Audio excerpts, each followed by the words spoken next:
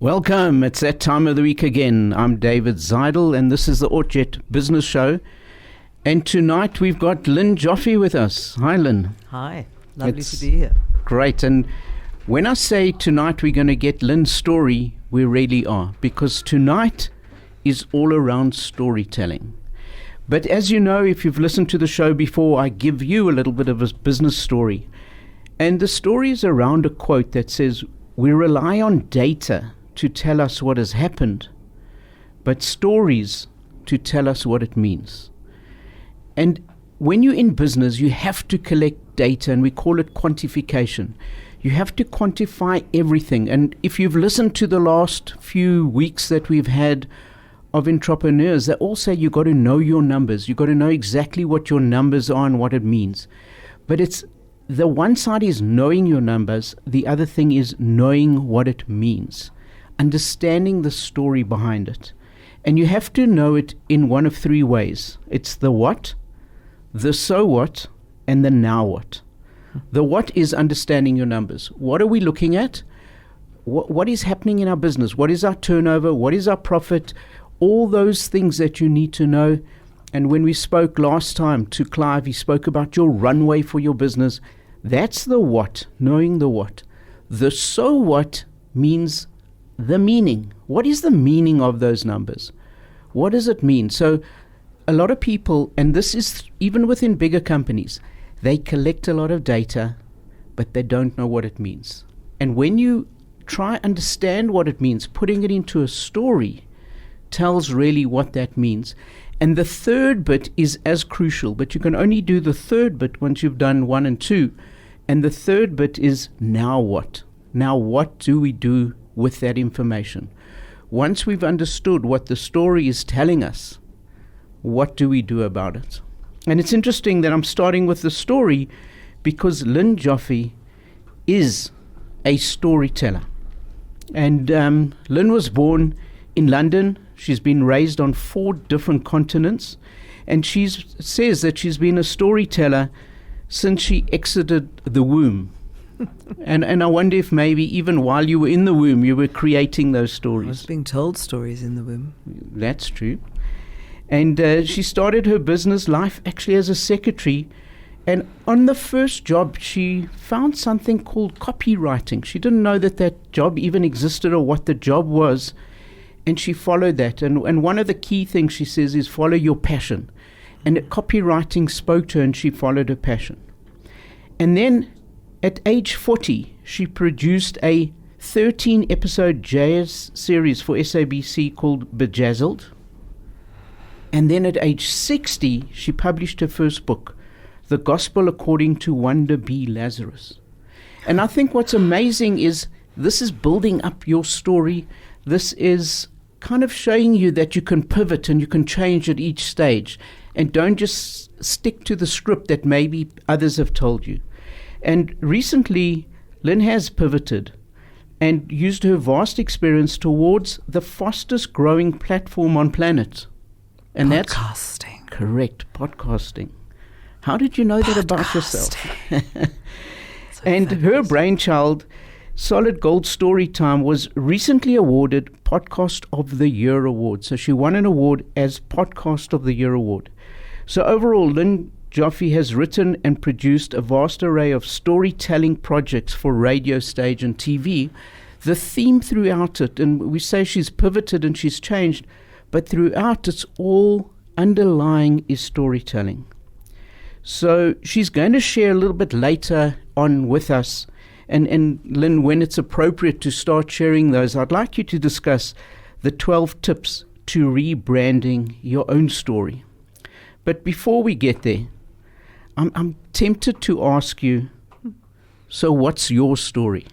And maybe we start off with, if you can explain exactly what is copywriting, what attracted you to that, and how does that link to storytelling? So in other words, about the words. It's all about the words.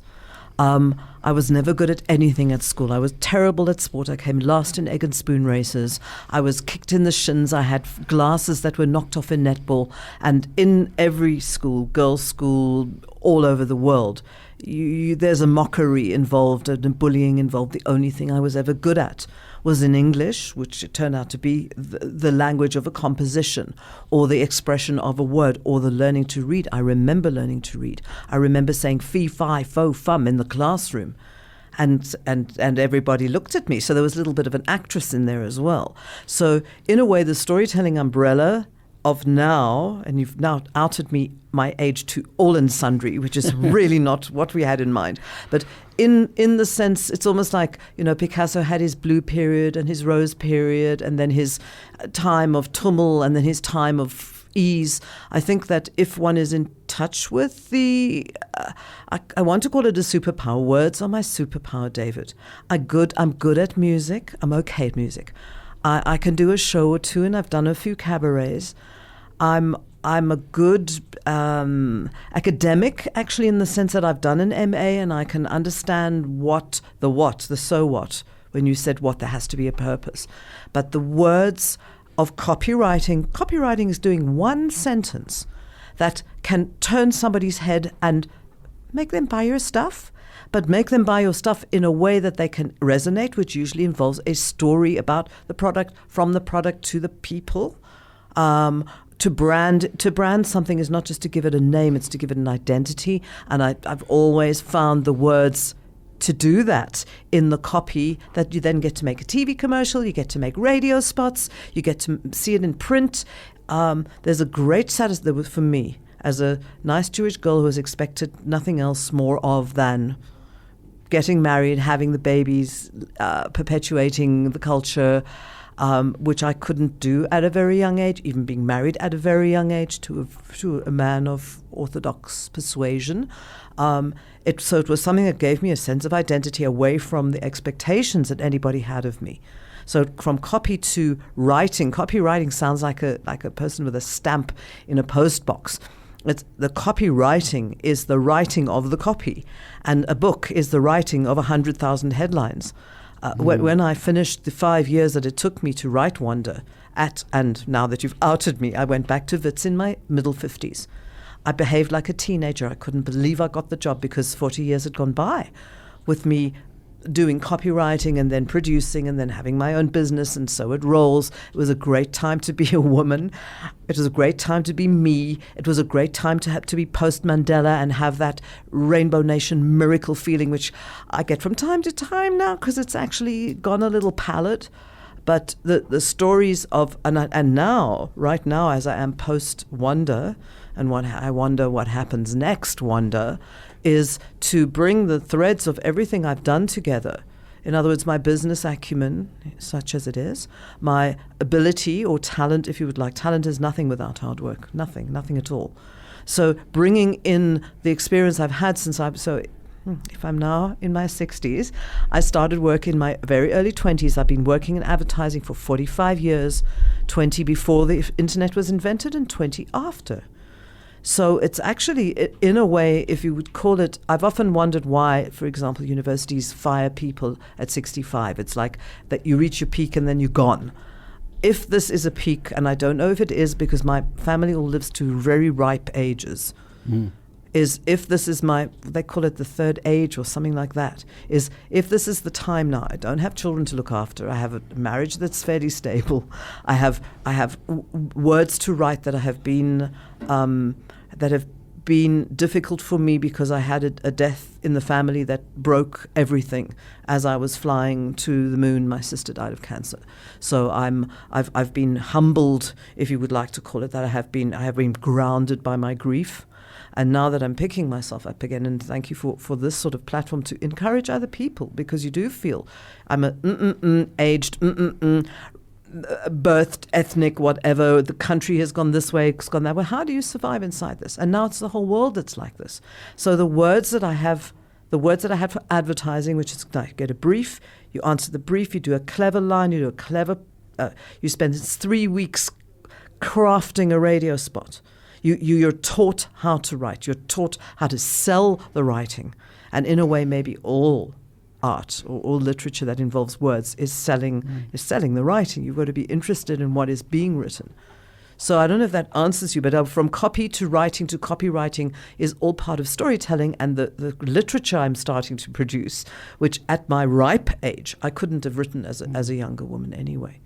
So I think, yes, does that answer the question? Well, I expected a 2-sentence answer, From me. and you've fulfilled it with, and you can good. see the knowledge, Just give me obviously, the that's safe coming word, through. Dave. If you're wondering who I'm talking to, it's Lynn Joffe. And if you have any questions, please, you can WhatsApp us on 0861 895 1019. That's 0861 895 1019. And when we come back, I'm going to give you a quote that I think talks about copywriting, and then we'll link it to your book. But we'll do that after the break. The ORT Business Show provides mentoring, inspiration, and invaluable networking opportunities to help turn your vision into reality. Let's build your business empire together. Welcome back. I'm David Zeidel. I'm talking to Lynn Joffe, and we're talking about storytelling. Just that number again, if you want to send through a message, the WhatsApp is 0861 895 1019. So Lynn, before we went to the break, you were talking about writing a book and the culmination of all of that, and the copywriting. And while you were talking, I was thinking of a quote, a Winston Churchill quote that said, "I wrote a short letter because I didn't have time to write a long one," which in essence says, can you try and bring everything down to the essence of it? And for me, kind of while you were talking, I was thinking that maybe that's what copywriting is. Maybe copywriting is trying to write a book on one page. It's trying to write a book on one sentence. What one of the challenges, if I say so, I'm 20 years old, I'm newlywed, I'm now at varsity doing a BA, I'm a very ambitious young girl, and I see what copy is, and I leave the secretarial just like my mother and start on 250 rand a month doing the headlines for things like toilet rolls and computer parts and dog biscuits and whatever came my way. But it excited you. It was so you get the brief. You have to have a brief, and the brief is usually about, say, 5 pages long, and it's a brand personality and the strategy and the market, which is the strategy side. And then you take that and you condense that right down into one idea. It's really more an idea than it is words on a page. But the idea has to be expressed somehow in the human race. So the words are, for example, my first headline that I wrote, I remember the headline said, "Flat wadang, flat wadang, flat wadang, flat wadang." And it said, "You've just read the fastest game in the world, now go and buy it at Macro," whatever it would be. Right. So it was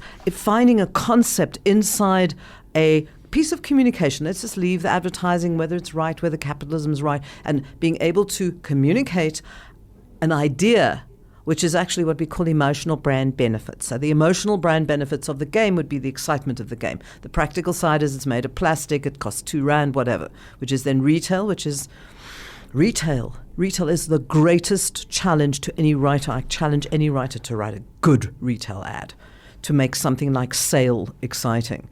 So I was taken by it. We did Russells, we did the OK Bazaars. I then found radio copy. They'll say your words. Somebody like Michael Fridjon will come in and say your word. Janice Honeyman will cast in a radio spot. So then, as at a very young age, I would be directing these famous actors of Pact in the day, and I had an affinity for that. I had a knack for it, and so I could write it and then produce it. So in a way, I mean, anybody. So you start off as just the lowly copywriter, then you find you can produce, then you find you can produce in multiple languages. And apart from even doing the math on multiple languages, nobody wanted to do the multiple languages because it didn't expose them to Lurie Awards, and it didn't have the shine of those 3 words that could be those final words. And I found that very challenging. So I started, in other words, language, if you like, or words, wherever they are, be they in a novel, which is 100,000 headlines. When I say that, every word in that novel, not say could be a headline, was examined finally in the manner that I would have been a creative director over my own copywriting.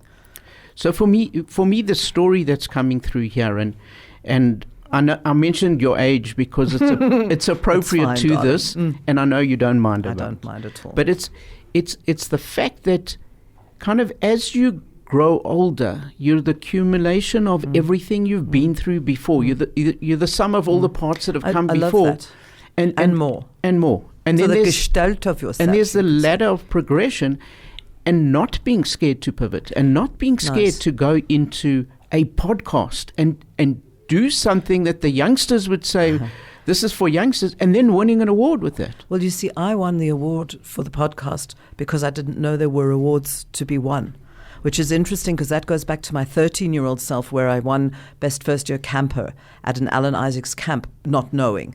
And the following year thinking, if there's Best First Year, there must be Best All Round. And the moment that I started to aim for it, it fell apart. So and because when in 2022 my sister got sick and everything fell apart, I realized that I could I didn't realize anything, but in starting again, I feel like I'm a teenager again. It's almost like starting again with my mentors who were twice my age, now half my age, and learning again. It's like picking yourself out of the absolute lowest place you can go. And because of the emotional time I went through, I didn't realize grief was quite as a thing as it was, and it's been 3 years, is finding the joy in anything. So finding the joy in doing children's stories, which I've done also for years, in an audio platform with a collaborator of Solid Gold Podcasts who still are showing me the ropes, and did something that came from my heart. It was in a way almost a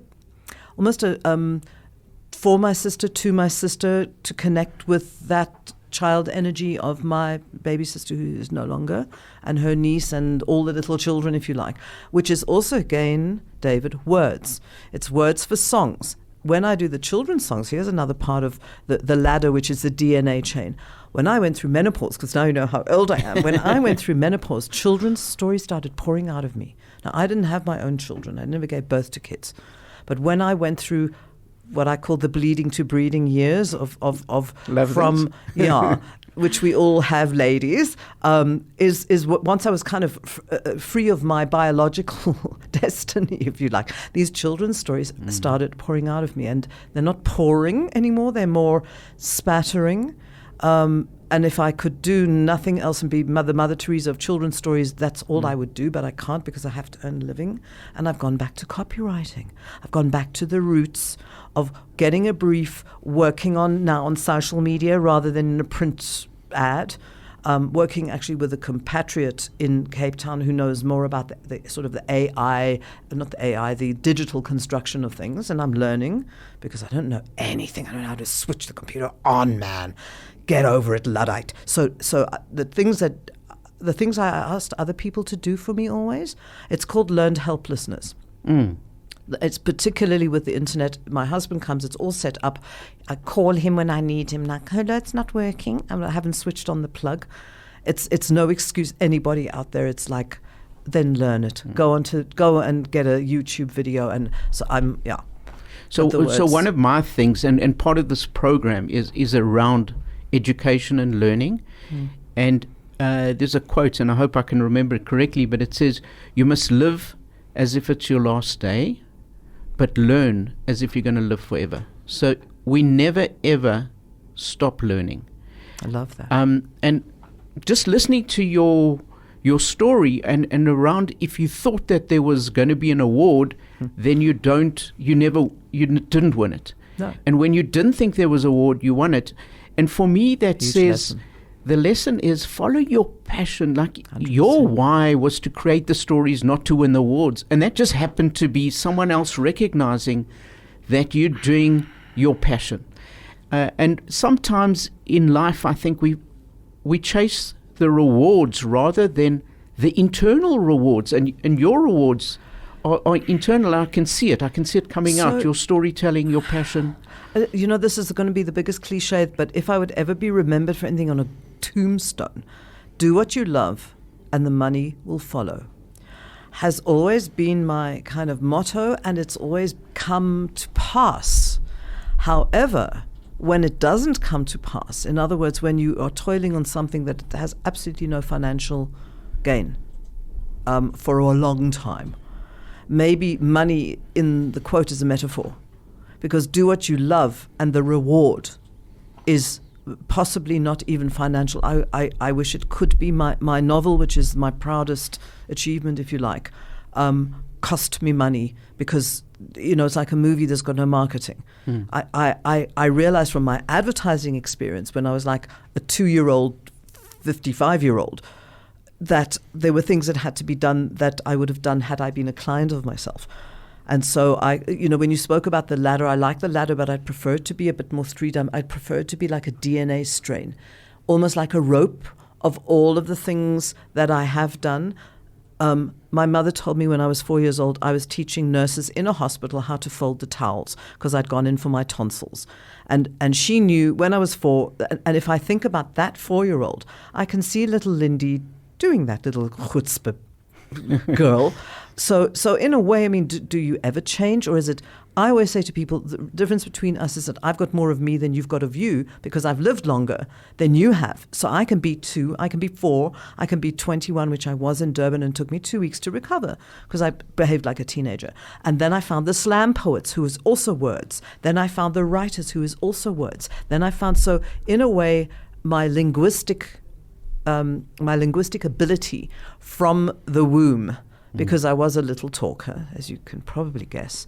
And the words, in fact, because storytelling doesn't have to be written down in words. And then we can do multicultural storytelling for different cultures, for children from different languages. I don't have to speak the language.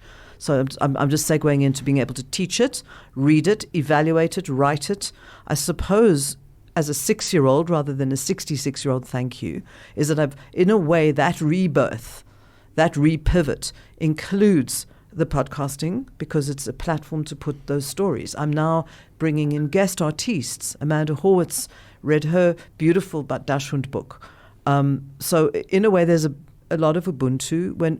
If there's passion, I believe it's got to be bigger than just for you. It turns out to be so.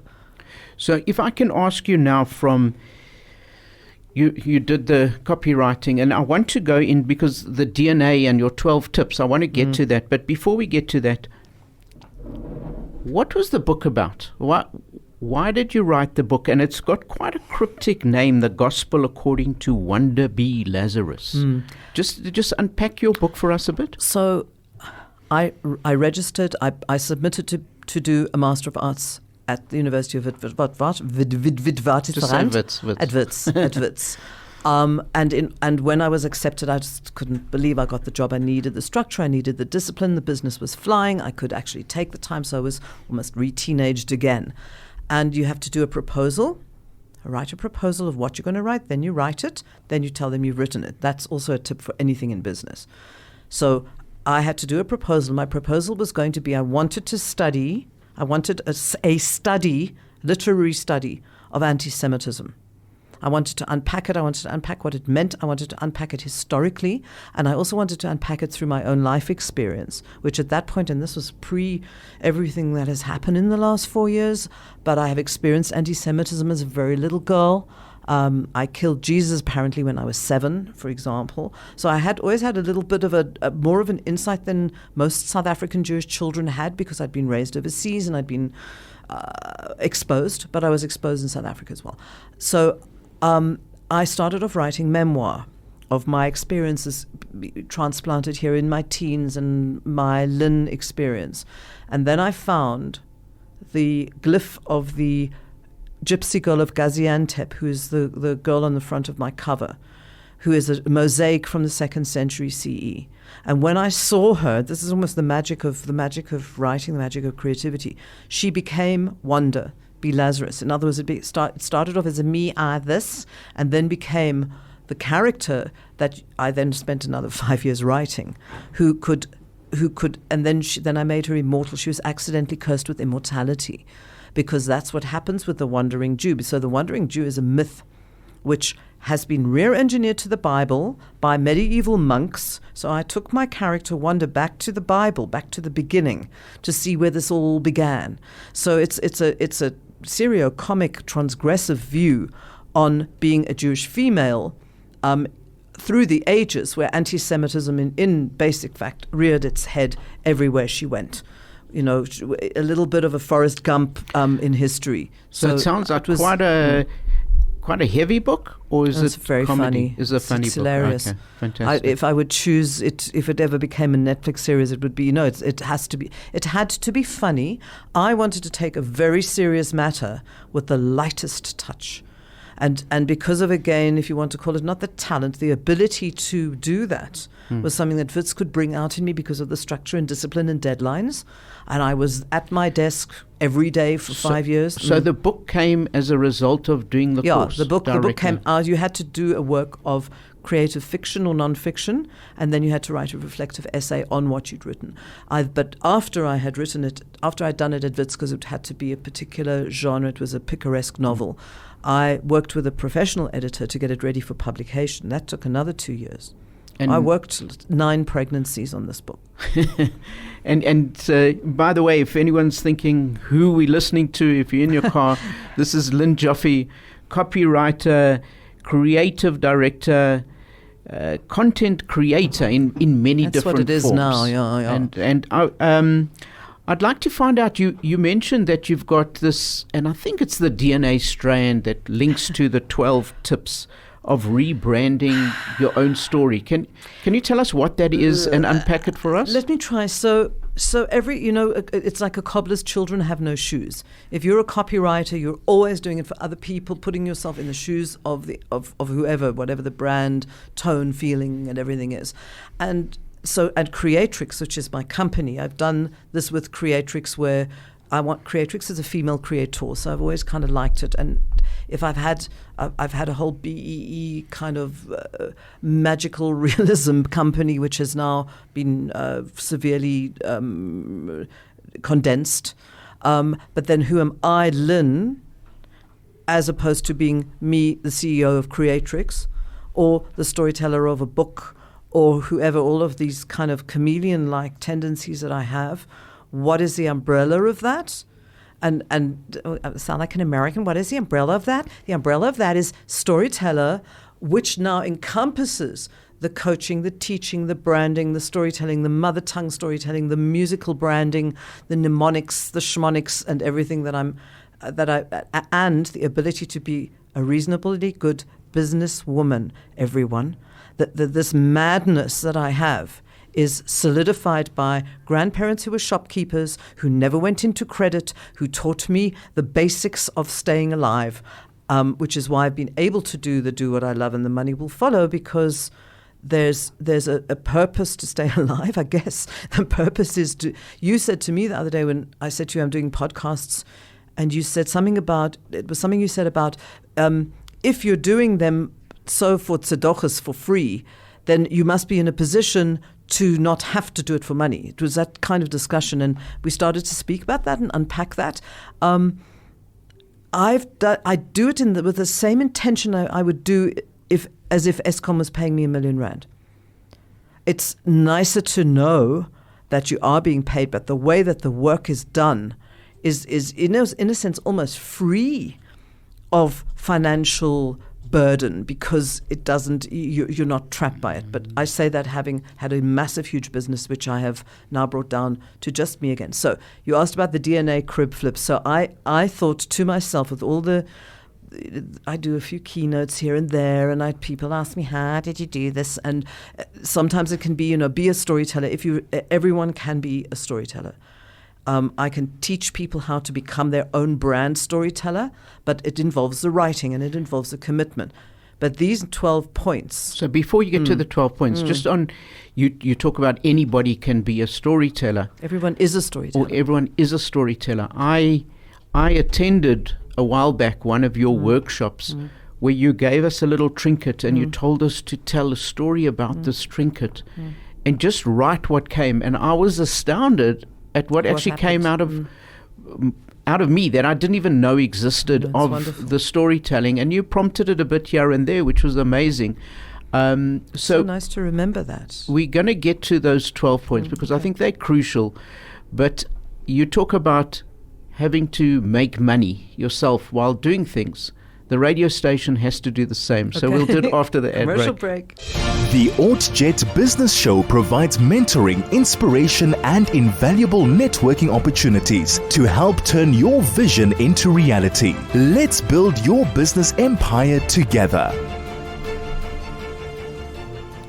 Welcome back. I'm David Zeidel. This is the ORT Business Show. I'm talking to Lynn Joffe.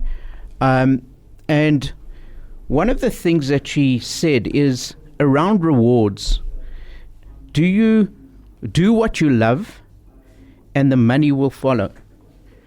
And it's not just around the money. It's actually, she said, around the rewards. And I like that, because I think the reward might be financial, but might not only be financial. And sometimes we focus too much on the financial. And Lynn said earlier that talent without hard work is nothing. Nothing. And you need that. So Lynn, just before we went to the break, we've been punting these 12 tips. So let's get to them. Okay, it's going to be quite difficult to put them into a storytelling space, other than to say, once upon a time there was a little rebel girl who was dumped in South Africa, not knowing there was apartheid, not knowing she was Jewish, not knowing she was a girl, and had to survive inside the concentration camp that was apartheid at the time. Rock up here in 2025, this girl claimed South Africa for herself because Nelson Mandela gave her the right. Her grandparents gave her the values, and she went on to take advantage of the opportunities that existed in South Africa without fear, without favor, and with an absolute passion for life. She gave up a green card. She committed to the country and still will be there to switch off the lights if we still have electricity. So having said all of that, in other words, in a nutshell summary of, and have been through through a recent crisis, which made me really reconsider everything in my life and start again. So if I look at these 12 points that were kind of when I was and everything was lovely and everyone had a bathroom en suite and we had a swimming pool and 14 checks and 15th holidays, I was high on the hog, and then I fell through the bottom of the earth. Having said that, then, coming back to these 12. So do you want me to run through the 12? So I think so, please. Okay, this is a copywriter thing. It's an anagram. I think medical students have to learn parts of the body like this. So my anagram is DNA crib flips. And if this was a studio, we could show you, because I've got little kids doing crib flips. And I liked it because I like the DNA. I like the idea of what is within each person. And as odd of a little girl that I was and of a big girl that I am, and the places that I go and the spaces I inhabit, if I realize now, being as mature as I am and looking at what I've become in this world, my D stands for do what you love and the money will follow. I can't... So we got number one without realizing that we had number one. You told us that already. D for D. Do what you love and the money will follow. But you must do it and you must love it. Great. You know? So just before we go on, a message did come through with somebody saying, and I like the way they put it. They said, "Nu." So what's the name of the book? So if you didn't get the name of the book, maybe you can give the name of the book. The Gospel according to Wanda B. Lazarus. It's published by Majaji Books, and I think it might still be available at Exclusive Books. I'd have to check because it's been out for a while, but it's enjoying a little renaissance. Okay, D, do what you love and the money will follow. Right. N, again, duh. And you've got to believe this. Network is net worth. I was taught this by an American. Love that. Network is net worth. Now, I've been absent for 3 years from the business, and the business was all multicultural radio. Now I'm pivoting to podcasting and writing books. So that network, if you need it and want it and you can't be insincere in it, it's not like, hello, I haven't seen you for 3 years. Have you got any work for me? It's human relationships. It's what you've built. This applies to literature as well. When I've said to my girls who used to work for me and then I worked for them, what do you recommend to me as I read a book a week? By the time you're my age, you read 5,000 books. You cannot read 5,000 books in a week. So educating yourself in terms of that, you don't go out to meet someone because of the networking. But what your value is to them is what that networking is. And sometimes you'll surprise yourself. You don't have to be Miss Popular. Okay, so that's the N and the A. So just with that, before you go on, so your network and the worth in that, I think what a lot of people miss in that, and you kind of touched on it a bit, is it's not just taking, it's giving. So you're reading all these books and having information is so that you could share that as well. So a network is about sharing with each other. I think you've added into that, and I think that's very important because it's communication. If I could say only connect. If I had to write something because I was editing for an anthology and I had to give just like a wise wisdom phrase, and I thought of a few, but now that we've had this conversation, I think it's E.M. Foster. Only connect. If that means everything, it's the tikkun olam of our faith. If you can see when people are insincere in networking.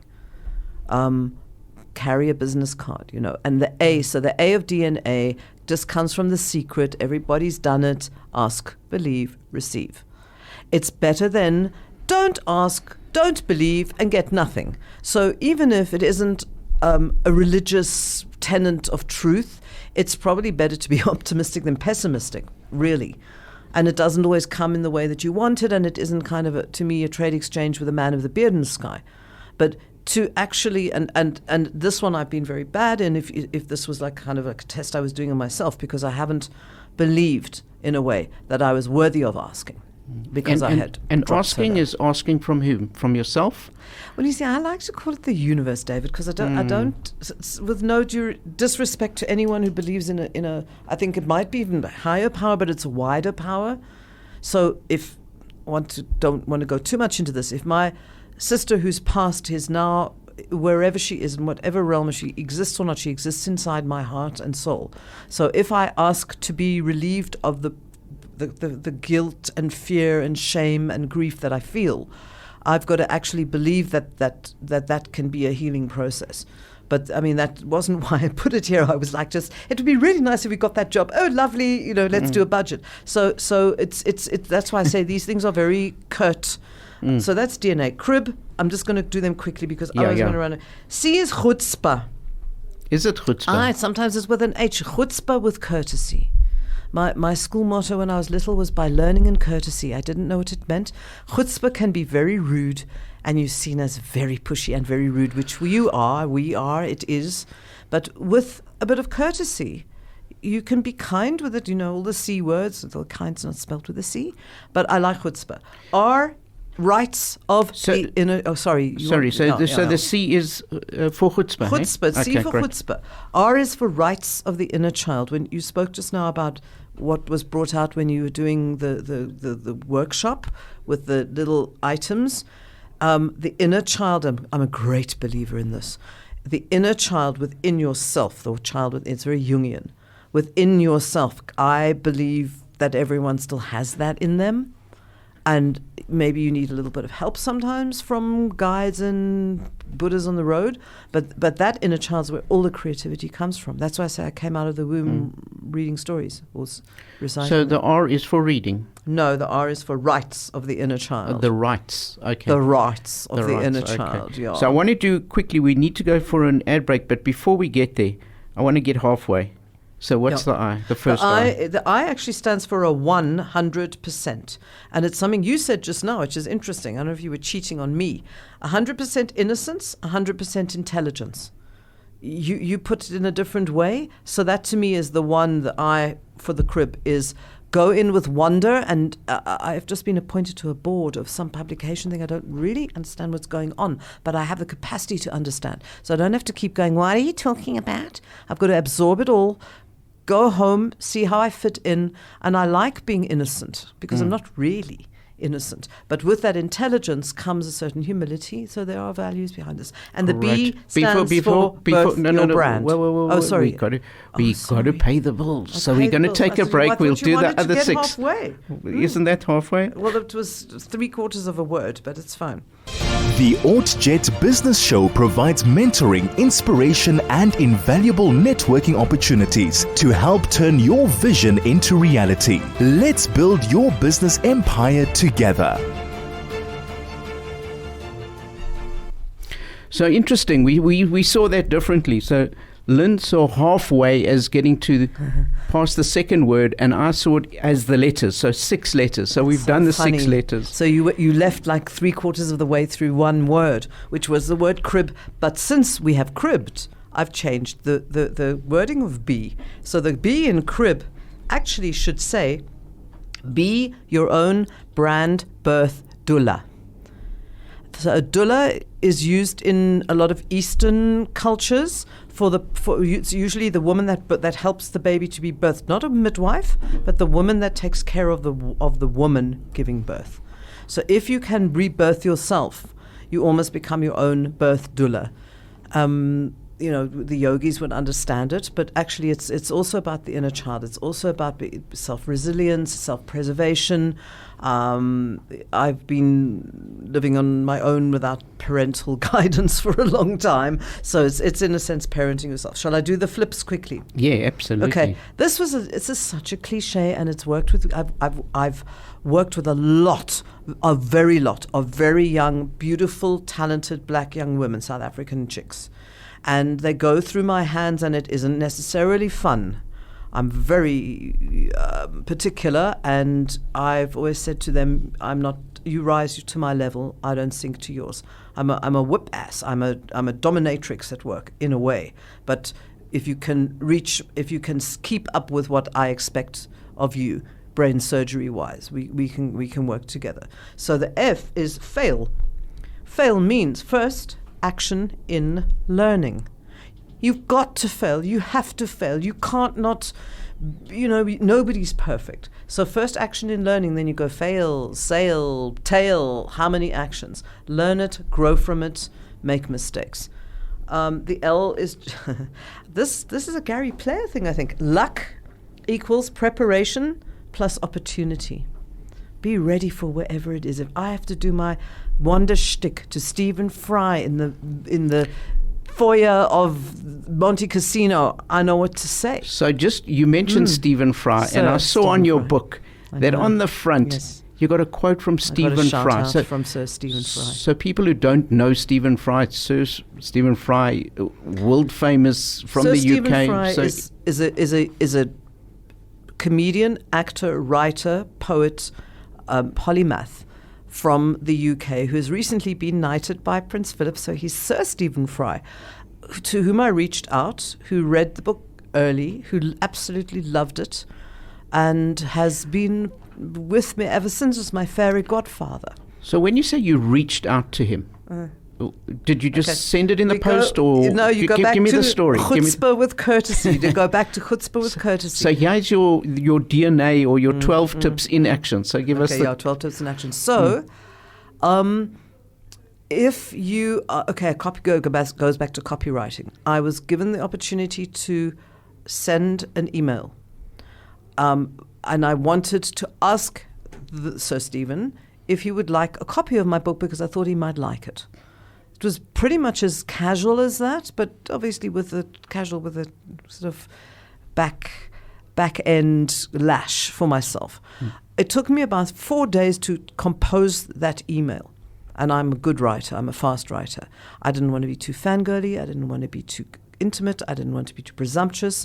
And then I spoke to my editor and said, oh my God, Stephen Fry. And she said, well, don't expect too much from him, because maybe he's just too polite in English. And then I thought, I didn't think of that. So I said, well, if you'd like to say something about the book, it would be very nice.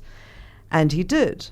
And then I came back to him and I said, would you mind if I quoted you? And he was fine with that. And I've kept a correspondence with him for the last 4 years. Wow. And on your, I presume it's a second edition of the book, there's a quote that, or the write-up, he talks about your book on the front cover. So you put it there. Interestingly, you should say that, because it was COVID, the book was coming out in the August, which it didn't because of COVID. So the book got bumped up, or whatever you say, to December. And we had made our first contact in the October, on 4th of October. So when he had come back so graciously with a review, the short review, it was the book cover was going to print, so it was already on the cover. And as it happened later, when I got shortlisted for this and longlisted for that, he then elaborated a little bit. And I think that's also part of the chutzpah of things. Luck equals preparation plus opportunity. This is another tip. When I went out to this person, I made sure I had a website. I made sure I had an extract. I made sure my ducks were in a row completely, and that I was professional, but I was. There's a bit of chutzpah. That's great. Okay. So we are running out of time, so let's go through the IPs. Luck, preparation. I is integrity. I is integrity. Integrity is what you say, what you do, and what you think are in alignment. That is like a life lesson for me, and very often it isn't in alignment all the time. So then admit it isn't integrity, you know what I mean? If you're paying a bribe to a traffic cop. But have an aim towards that is what you're saying. I think that when you true this above all, to thine own self be true, and it shall follow as the day the night, thou shalt not then be false to any man. And that's so it's that. P is purpose over task, nearly done. Finish purpose over task, which is what Disney does. Make the little things count. And S is social is your hashtag BFF. I'm afraid to tell everyone, if you don't have a presence, you don't have a brand. If you don't have a brand, you don't have a presence. That's by DNA Criplips. Wow. So I just want to unpack one last thing. Your purpose over task. Which means? So if you're at Disneyland and there's a kid who's dropped his ice cream on the floor, the provider will give the kid another ice cream, because the purpose is the kid has a good time. The task is give him another ice cream. I love that. So we really have to wrap up, and Craig's busy signing and telling me, and Craig, thank you for running this. Just want to run through the DNA quickly, the DNA Crib. So it's do what you love is the first one. Your network, ask for what you want, and believe you'll receive. Chutzpah, and then it's the 100% intelligence and innovation. The next one was be the doula. Then it was fail. You have to learn to fail and then get it. Then it's the luck. Then it's the integrity, purpose over task, and the last one was social. And Craig's really going frantic that I have to wrap up. So thank you very much. This has been Lynn Joffe. Thank you. The content creator. I'm David Zeidel, and this has been the ORT Business Show.